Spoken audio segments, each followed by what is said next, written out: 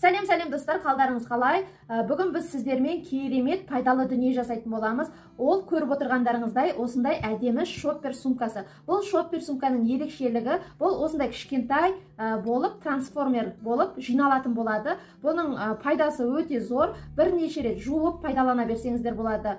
Қарапайым пакеттерден көрі осындай тігіп алған шопперлар өте ұзаққа қолдана аласыздар достар. Бұның ерекшелігі көріп тұрғандай, бұл жиналмалы, көрдіңіздер ма? Өте үлкен шоппердан кішкентай болып жиналады. Кез келген сөмкелеріңізге салып алсаңыздар болады, қолға ұстай салса болады магазинге шыққанда. Өте пайдалы, әрі жасалу жолы өте жеңіл. Сондықтан да менімен бірге болыңыздар. Бұның барлық егжей-тегжейін толығымен сіздерге түсіріп, қазір барлығын көрсететін боламын.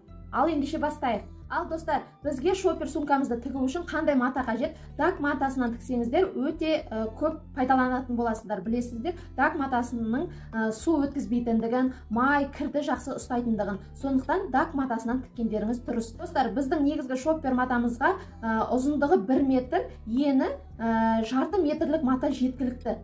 Сол матаны алсаңыздар, бір әдемі шоппер шығаратын боласыздар. Қазір бізге мінекей дак матасы қажет, және де бейка керек болады. Кез келген түсіне байланысты алсаңыздар болады, немесе бір однотонный бейканы алсаңыздар болады. Сызғыш қажет болады, қалам және де қайшы. Ең алдымен біз неден бастаймыз достар? Мінекей қазір мына жерде менде барлығы қиылған, бұлардың размерін мен сіздерге қазір толығымен айтатын боламын. Әзірге бейканы қоя тұрайық.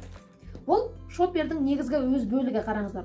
Ұзыннан бұл 90 сантиметр, ал мінекей жиналғанда ені 41 сантиметр достар. Бұл негізгі бөлігі шоппердің. Және де ішін әдемілеп обработка жасау үшін бізге дәл осындай 2 бөлік қажет болады. Бұның ені 5 сантиметр, ұзындығы 41 сантиметр. Дәл осы шоппердің өзіндей мінекей 41 сантиметр. Әзірге бұны қоя тұрамыз. Және де шопперға ұстайтын ұстағышы керек. Оның ені 7 сантиметр, ұзындығы 60 сантиметр достар. Осы 2 бөлікті дайындап аласыздар. Және де шоппер сумкамызға қалташасы керек. Бұл бізге жинау үшін, мінекей шопперді былай жинап алу үшін. Бұл жерде ені 14 сантиметр, ұзындығы 31 сантиметр. Дәл осындайдың кішкентай бөлігі керек. Екінші бөлігі ені 14 сантиметр, ұзындығы 12 сантиметр.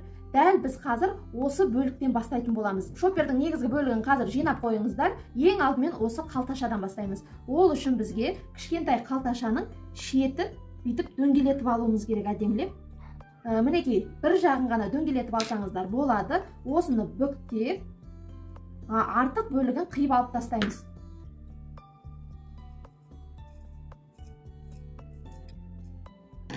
Мінекей артық бөлігін алдық. Енді дәл осы дөңгелекті ұзын бөлігінде қайталаймыз.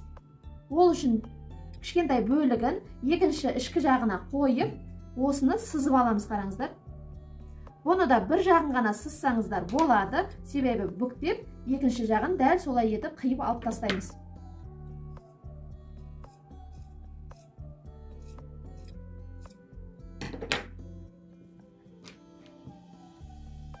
Мінекей 2 бөлігіміздің шеттерін дөңгелетіп алдық. Енді осыны бір-біріне жалғап тігіп, бейкамызбен өңдейтін боламыз. Себебі білесіздер, қараңыздар, дак матасы сөгілмелі мата, шеттерінің барлығы шетінейді. Сондықтан сол себепті бізге осы бейкамыз қажет. Ендеше тігін машинамызға барайық. Ал достар, қараңыздар, мінекей кіші бөлігі және ұзын бөлігі. Осыған кішкентай бөлігімізді үстінен қойып, шетінен 2-3 мм қашықтықта айналдырып тігіп шығамыз. Міндетті түрде закрепка жасауды ұмытпаңыздар.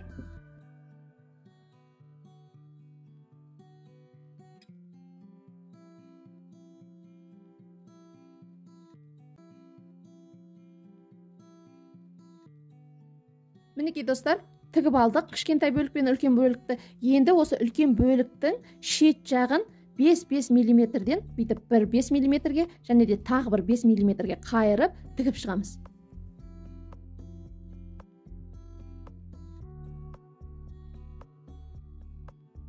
Мінекей үстіңгі бөлігінде тігіп алдық. Қараңыздар, екінші жағында бұл өңделгені. Мінекей, енді осыны біз касая бейкамен өңдейтін боламыз. Оны қалай? Мінекей бейкамызды алып, міндетті түрде міне қайырылған жерін ашамыз, үстін бір бүктеп аламыз. Содан кейін ішкі жағынан қойып, айналдырып отырып тігіп шығамыз.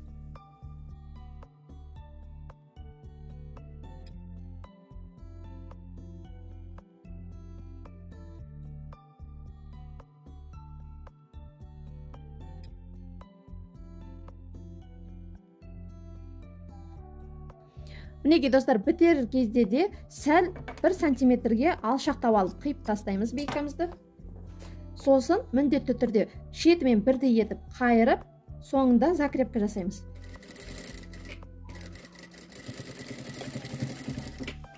Мінекей бет жағын айналдырып алдық. Енді осыны қайтып бейкамызды қойып отырып, шетінен 1 мм қашықтықта тігіп шығамыз, айналдырып толығымен. Міндетті түрде басында, соңында закрепка жасаңыздар.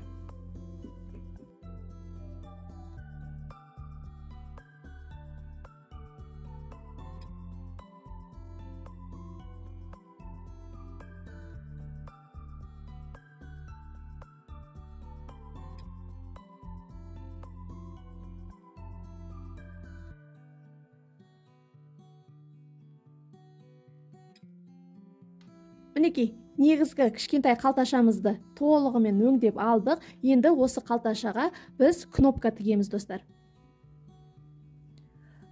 Достар, бұл қалташаға әртүрлі кнопканы қоюға болады. Аппаратпен қоятын кнопка бар, және де осындай тігуге арналған кнопка бар. Мен дәл осындай тігуге арналған кнопканы қоятын боламын. Ал егер сіздерде аппарат болса, осы көрсеткен жерге аппаратпен престеп мынандай кнопканы қойсаңыздар болады. Оның кнопкасы бөлек болады. Ал бұл кнопка тігуге арналған.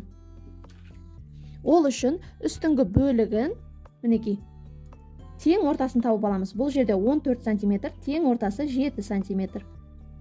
Енді осы жерден астына төмен қартай, қазір мына жерден тағы бір тең ортасын тауып алайын. Сіздерге көрінбеуі мүмкін мына мелмен. Астына төмен қартай 4 см белгілеп аласыздар. Бұл тең ортасы, достар. Тең ортасы. Ұзыннан 7 см-дің тең ортасынан төмен қартай 4 см түсіреміз де, нүкте қойып қоям. Осы жерде бір кнопкамыз болады. Және де бізге бұл жиналған кезде, мына үстіңгі беті жабылады ғой. Енді екінші кнопканы мынаның ішкі бетіне қоюымыз керек. Бұның да дәл ортасын тауып, тең ортасын тауып аламыз. 7 см. Осыдан төмен қартай 2,5 см түсеміз. Дәл осы жерде бізде екінші кнопкамыз болатын болады.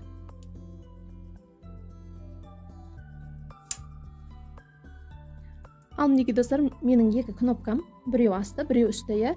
Мына жерге қойып алған нүктеге тең ортасына астыңғы бөлігін қоямда 4 жағынан тігіп шығам. Тең ортасына қойдым. Мына ортасын бағанағы нүкте қойғанның тең ортасымен теңестірдім. Енді осыны 4 жағынан бірнеше рет тігіп шығам.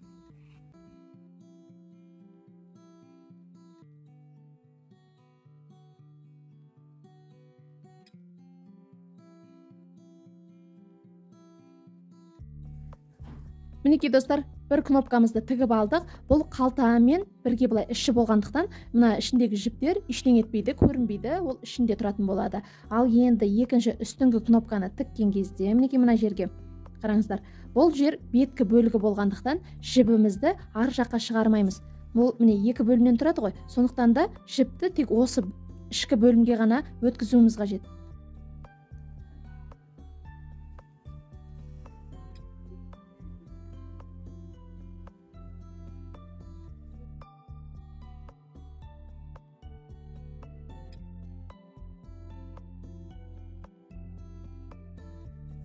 Ал мінекей достар, үстіңгі бөлігін және астыңғы бөлігінің кнопкаларын тігіп алдық. Мінекей қараңыздар, сонда бізде осындай жиналмалы қалташа пайда болды.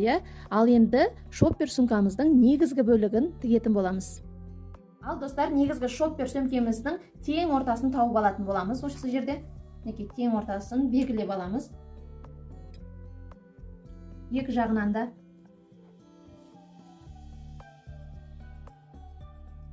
Содан кейін ашып, қараңыздар, белгілеген жерден екі жағына 4-4 сантиметрден аламыз. Достар, айып етпеңіздер, жаңағы көрсетіп атқан жерден видеом үзіліп қалыпты. Мен сіздерге қазір мінекей былай көрсетейін.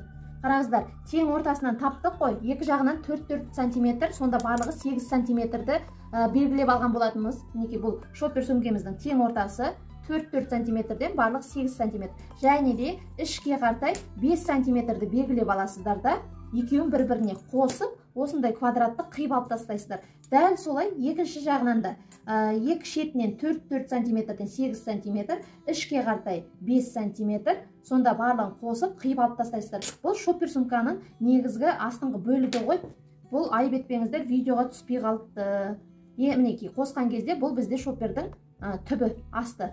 Ол бірге тігілетін болады. Видеода қазір көрсетемін. Мінекей шоппердің астыңғы бөлігі, тең ортасы. Енді достар, қараңыздар, шопперіміздің тең ортасын белгілеп алатын боламыз. Мінекей 41-дің тең ортасы 20-да 5, содан мінекей жүргізіп аласыздар. 20-да 5-ті тең ортасынан астына қартай 7 сантиметр өлшеп аласыздар. Мінекей 7 сантиметр өлшетіп, соны да былай ұзын қылып сызып аласыздар. Бұл шоппердің тең ортасы. Енді біз осыған жаңағы тігіп алған қалтамызды орналастырамыз. Оны қалай орналастырамыз? Қалтаның да тең ортасын табасыздар. Ол 7 сантиметр, білесіздер. Ұзындығы 14, тең ортасы 7 сантиметр. Енді осыны біз түйреп белгілеп аламыз. Мінекей. Бірнеше жерден түйреп алыңыздар.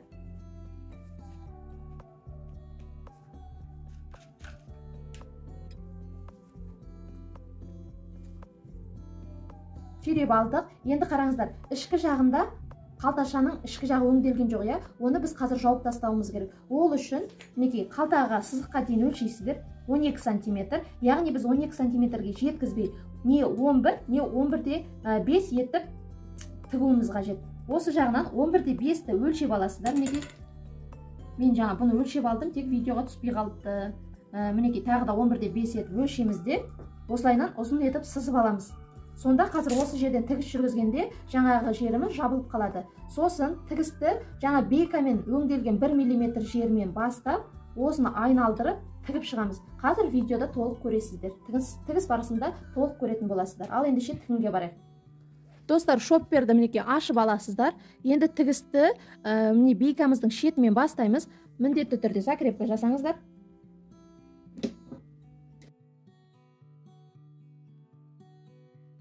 Енді сызған жерімізге келген кезде айналдырып, осы сызықтың бойымен тігетін боламыз.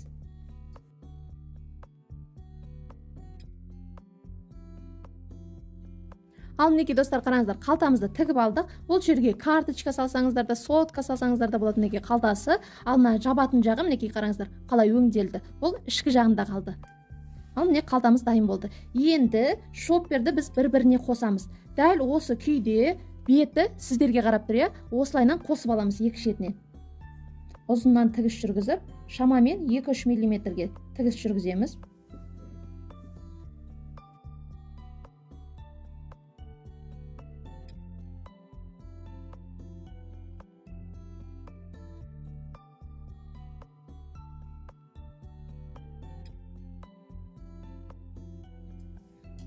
Мінекей шоппердің екі шетін бір-біріне қосып тігіп алдық. Енді тігіп жатқан жерлерін және артық керек емес жерін осылай қиып алып тастаймыз екі жағынан да.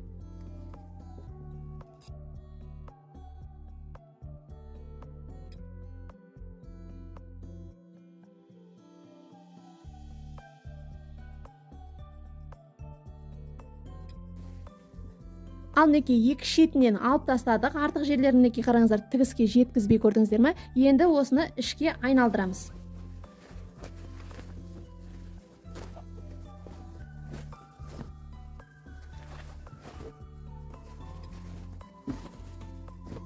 Мінекей айналдырып алдық. Қараңыздар, шопперімізді. Енді қараңыздар, шетін тігісін бір-бірімен түзеп, осылай қозғап отырып, тігісін қараңыздар түзу қылып, шетіне 7 мм қашықтықта тігіс түсіріп шығамыз. Сонда біздің шоппер сумкамыз толығымен өңделетін болады.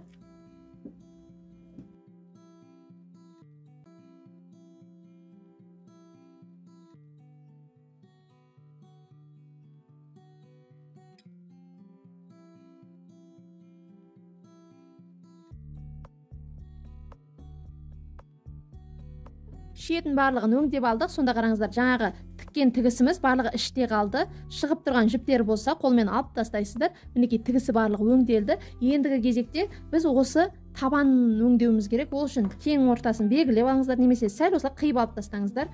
Екінші жағында дәл солай жасаймыз. Ішін аударамыз бетіне.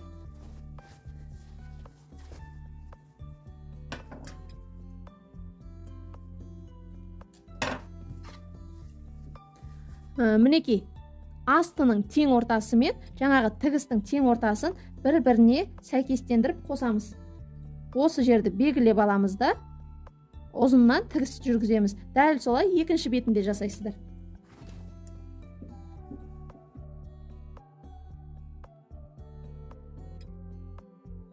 Бұны да шетінен міндетті түрде тігіске жеткізбей алып тастаймыз бірден.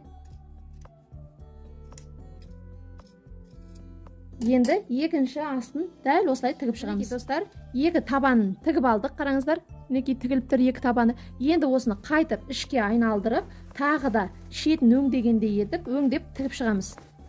Тағы да бір-бір тігістен жүргіземіз. Шеттерін дұрыстап шығарып аламыз. Қолыңызбен дүзеп жіберіңіздер. Мінекей түзу істегеннен кейін енді бір 5 мм қашықтықта тігіс түсіреміз.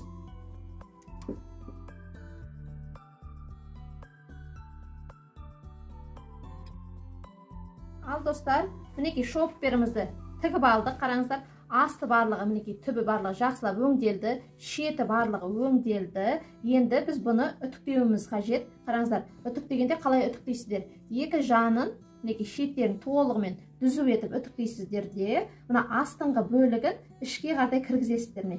Сонда осындай төрт бұрыш болып шығады біздің шопперіміз. Осыны жақсылап үтіктеп алыңыздар. Қалташасында барлығында жақсылап үтіктеп дайындайтын боламыз. Ендігі кезекте біз шопперіміздің екі бауын ұзыннан тігіп алуымыз қажет. Бір-біріне қаратып, ұзыннан тігіп, мінекей екі бауын ұзыннан тігіп аламыз, және де бұны да үтіктейтін боламыз. Ал мінекей шопперіміздің бауын бір-біріне қаратамыз, ұзыннан тігіс түсіріп аламыз.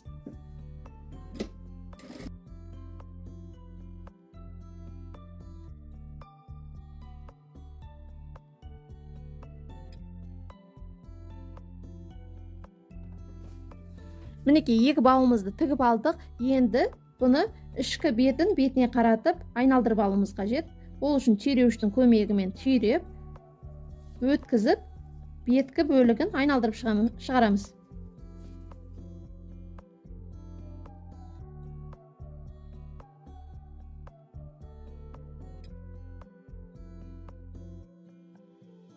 Мінекей беткі бөлігіне айналдырып алдық. Дәл осылай екінші бөлігін қайталап, белдік осындай бауларымызды жақсылап үтіктейміз. Достар, шопперімізді үтіктеп алдық, жақсылап қараңыздар. Тігістері мінекей шетіне үтіктелді. Мінекей асты сіздерге қарап тұр, мінекей астын ішіне қарай кіргізіп, екі шетін жанына қарай қайырып жіберген кезде мінекей осындай бұрыш пайда болады. Үтіктеп алды. Мінекей екі бауында жақсылап үтіктедік. Ендігі кезекте біз осы бауын тігетін боламыз. Оны қараңыздар қалай? Дәл осы қалтаның бойымен түзу сызық жүргізіп аласыздар. Мінекей осылай түзу сызық жүргізіп аласыздар. Осының бойымен біз қазір біздің екі бауымызды орналастыратын боламыз. Мінекей бұдан шығармайсыздар. Мінекей ішіне кіріп тұрады, қараңыздар. Тек осы размерде ғана, 14 сантиметрлік размерде ғана. Мінекей бауымыздың айналып кетпеуін қараңыздар. Осылайынан қойып, еш артық шығармай, осының бойымен тігіс жүргізіп, бауларымызды тігіп аламыз. Бірінші дәл осы бетін тігіп алсаңыздар, содан кейін барып екінші бауымызды екінші бетіне тігетін боламыз. Ал ендеше тігінге барайық. Мінекей достар, ашамыз. Жаңағы белгілеп алған жерге бауымыздың біреуін қойып, еш асырмай осы жерде бірнеше рет тігіс жүргіземіз.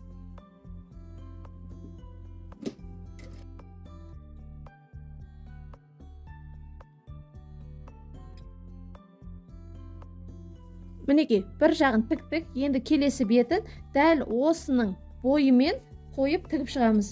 Ол үшін дәл ұстап, мінекей тартып отырып дәл ұстап, осы жерге түйреп алыңыздар. Енді екінші жағын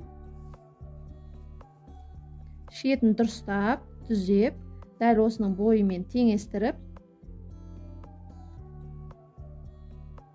бұны да түйреп аламыз, және де дәл солайынан тігіп шығамыз.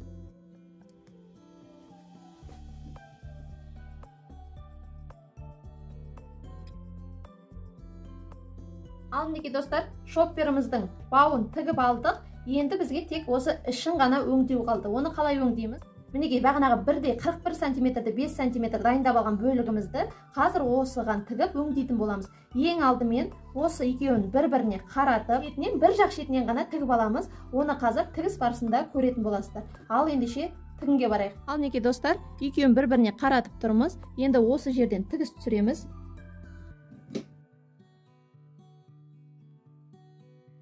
Мінекей достар, енді шопперді тігістің бойымен қоясыздар. Мінекей, енді екінші жақ ұшын белгілеп аласыздар, қай жерде бітіп тұрғанын. Мінекей, енді осыны түзу етіп жүргізіп, осымен тігіс жүргіземіз. Артығын кесіп алып тастайтын боламыз. Мінекей, тігіс түсірдік. Артық жерін 1 сантиметр жеткізбей алып тастаймыз. Ендігі кезекте осымен шопперіміздің шетін өңдейміз. Ол үшін, мінекей достар, шопперіміз осыған бетіне бетін қаратып, осыны кигіземіз. Қараңыздар. Және де түйреп аламыз. Мінекей достар, бір-біріне қаратып кигізіп алғаннан кейін, қараңыздар, шоппердің ішіндегі тігістің біреуін оң жаққа, және де сыртындағы тігісті сол жаққа қаратып, тігіс пен тігісті беттестіріп, түйреп аламыз.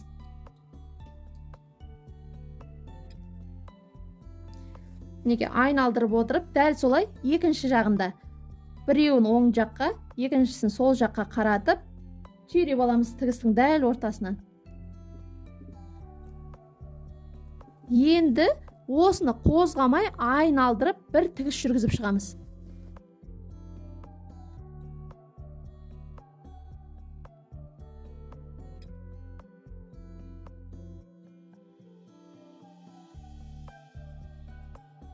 Ал мінекей айналдыра тігіс жүргізіп алдық. Ендігі кезекте осы кішкентай бөлігімізді ішке қарай қайырамыз.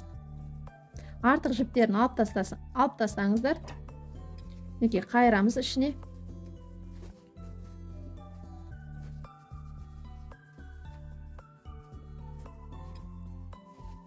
Ендігі кезекте қараңыздар. Тігістерін түзеп отырып, ішкі жағынан, мінекей мына шетінен 1 мм жеткізбей айналдырып тігіс түсіреміз. Мінекей мынау шоппердің сырт жағы, мынау жаңағы біздің кішкентай ішкі жағы, көріп тұрсыздар ғой. Соның ішінен айналдырып отыра тігіс түсіреміз.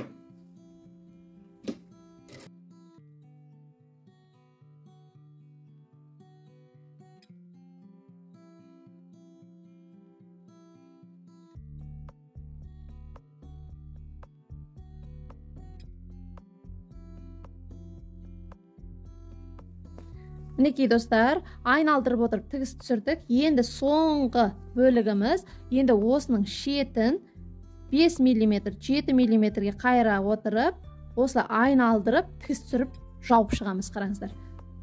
Түсінікті ғой, қараңыздар. Мінекей жаңағы кішкентай бөлікті ішіне қарай қайырасыздар. Осы қайырылғанның бойымен тігіс түсіретін боламыз. Түйреп алсаңыздар болады.